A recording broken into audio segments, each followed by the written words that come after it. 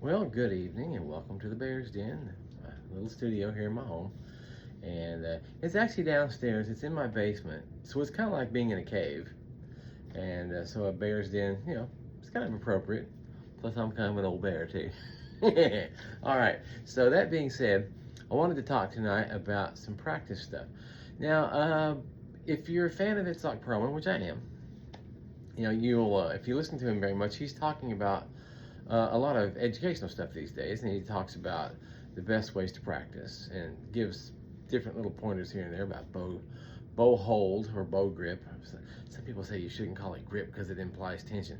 Look, whatever you want to call it, it's how you hold the bow. Okay, but we're not talking about that this evening. We're going to talk about double stops, intonation, and practicing slow. So Maestro Perlman, he always says that you should practice slowly for accuracy's sake. So, and I agree with that. If you can't play it slow, you sure can't play it fast, right? And so that's definitely good advice. But also, I wanted to talk about how there are certain things that are taught in classical music that really kind of translate straight over to bluegrass and country music too. So let's look at an old tune. You've probably heard this before. It's a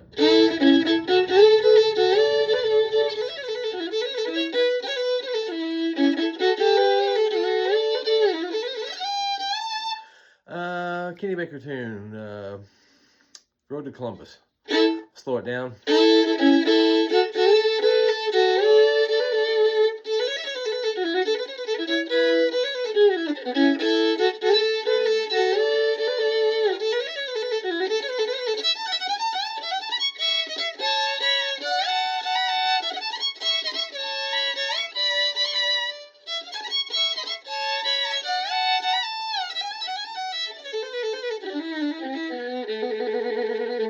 Anyhow, that's the tune.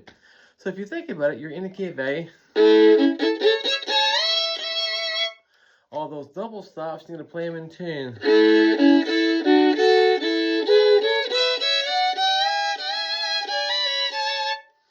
Now, what I find to be interesting is, how do I put this? Okay. You'll oftentimes hear me talk about hand structure, right? So it's, and what I mean by that, okay, so say your four fingers are here. Now you can play things where you have these fingers like that, index and middle finger close together, or the middle two close together, or the last two close together. You can have this pattern actually exists. This pattern, though, is pretty common. This is the one that you use a lot for the key of A, okay? And it depends on what you're doing. But these patterns, structures of the hand, what is it shaped like when you're doing it, right?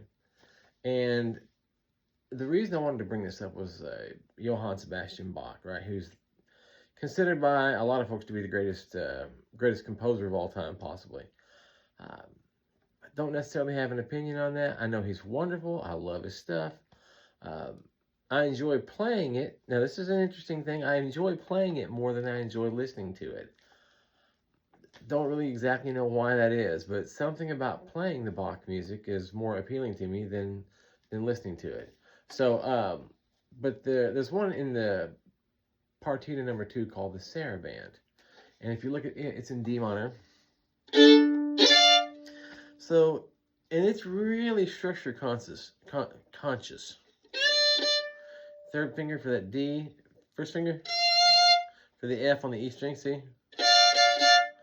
So you've got to play open D and A, and you sneak that third finger in at the last second to get the rest of the chords. So it's like that. So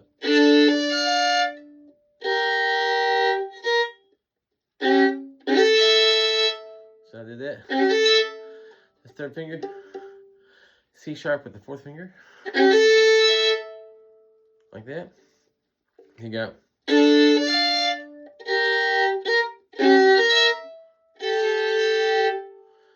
See how this third finger doesn't move too. This is interesting. So watch it. You got the third finger will drop, and the whole thing moves the same shape over for the index finger by itself. You drop the fourth finger on top of the third here. Third finger never did move though. Still doesn't move. Pick up the pinky, middle two strings.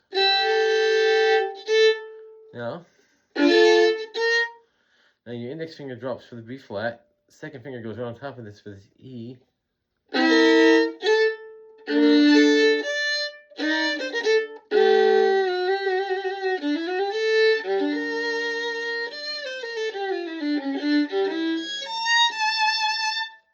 So see how that works?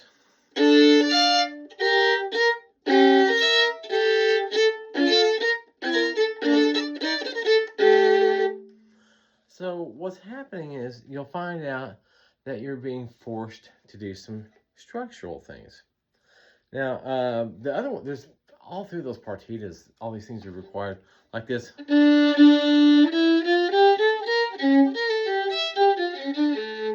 So what's that one?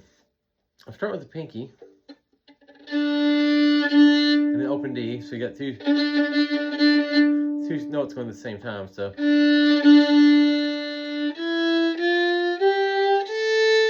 Or, either way, pinky or open. So it's neat.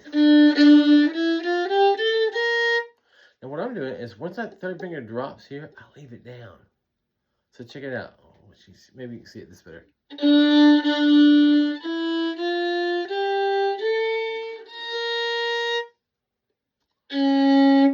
Third finger's still there.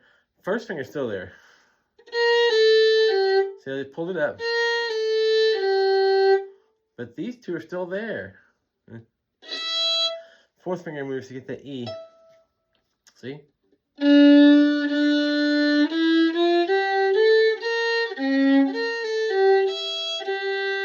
Third finger's still sitting there. Now it moves.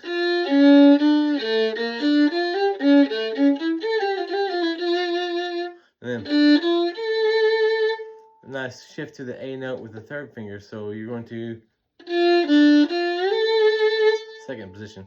All right, so I'm bringing that up for a very specific point. So now I want to kind of cut back around to where we started at.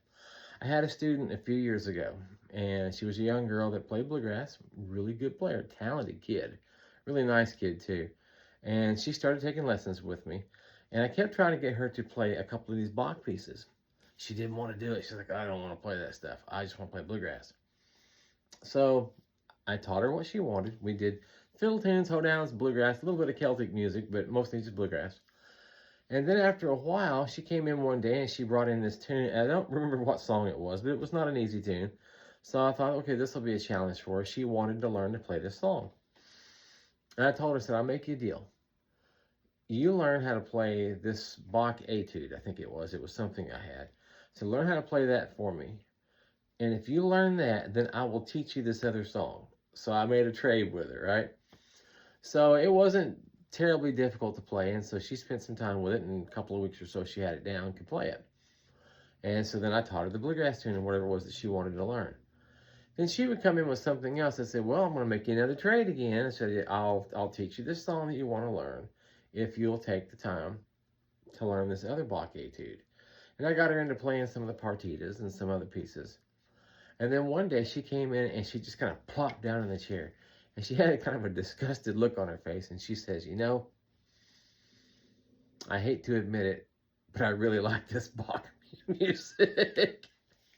She actually learned to love the classics and to love Bach, actually. So that was pretty cool. And so she started playing it more all the time. And next thing you know, she was playing it very well. And she was playing bluegrass music. She was crushing it. And so my theory kind of goes like this. I don't really care what style of music you play. You can play anything. Jazz is my favorite, right? That's my music of choice is jazz.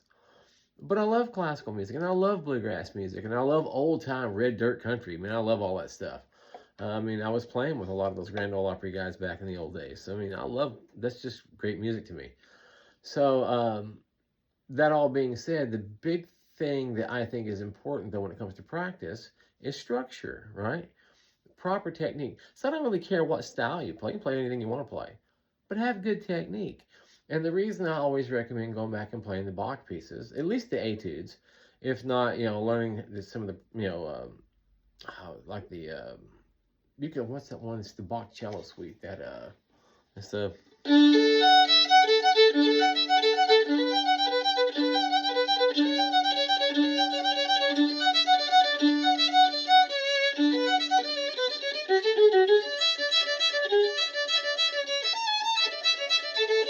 Everyone's heard that song probably 1,000 times.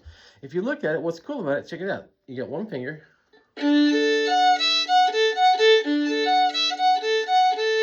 And it shifts over. This one goes next to it. Now those two stay where they are. They don't move, right? Third finger slides down this guy. You pick the middle finger up.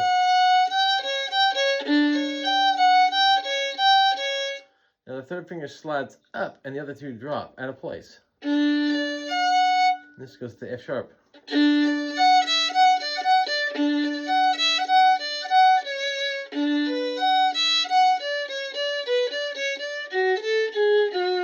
You put the C sharp, or I'm sorry, G sharp down, and tuck that second finger up under it.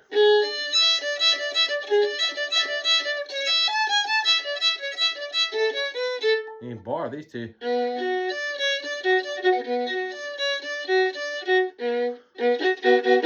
See how I'm barring those two? Now you think, well, that's pretty interesting, but how does that apply to Celtic and that kind of stuff? Okay, there's an old tune called the Rights of Man Hornpipe.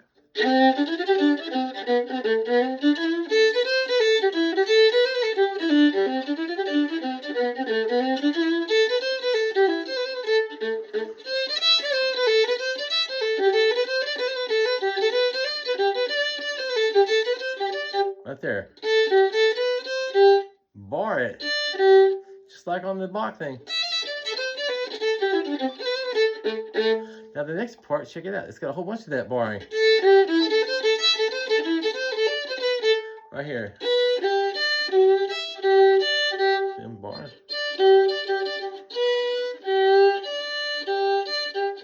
See?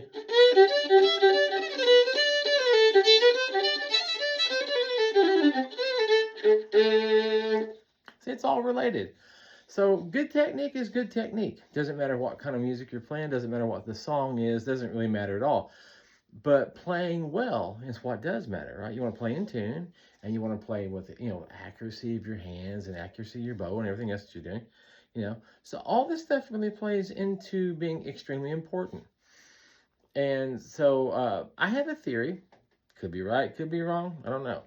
My theory goes like this. Bach was a teacher at the same time he was an arranger, composer, and also a musician. The guy could really play, from what I understand, was really excellent on a multitude of instruments, right? So that being said, I kind of like to theorize that he was writing pieces to make you practice at the same time he was writing beautiful music. So he kind of combined all of those different elements together. They were great songs because they were beautiful to listen to, but they had teaching or educational qualities to them that by playing these pieces, it forces your hands to go into the positions that make you a better player. Sounds like a reasonable thing to me. And of course, I think from what I understand, he also had several people that were students that were working for him, helping him score things as far as breaking scores out into multiple parts and whatever else. So I remembered reading that somewhere. So he was teaching the arrangement skills to his students at the same time. So the guy was just basically covering all the bases. So again, I recommend it. So you want to play bluegrass? Great. Still play some Bach. You want to play hoedowns and country? Still play some Bach. It doesn't hurt you, right? And it's fun. It's a challenge. You don't have to do a lot of it, but I think the more of it you do, the better off you'll be. So that's all I got to say about that. I hope this wasn't too boring for everybody. Hope you had a good time with it. And y'all get out there and practice. Stay after it. Practice every day. You don't have to practice 10 hours a day, but see if you can practice at least 1 hour every day. Y'all have a good one. All right, bye-bye.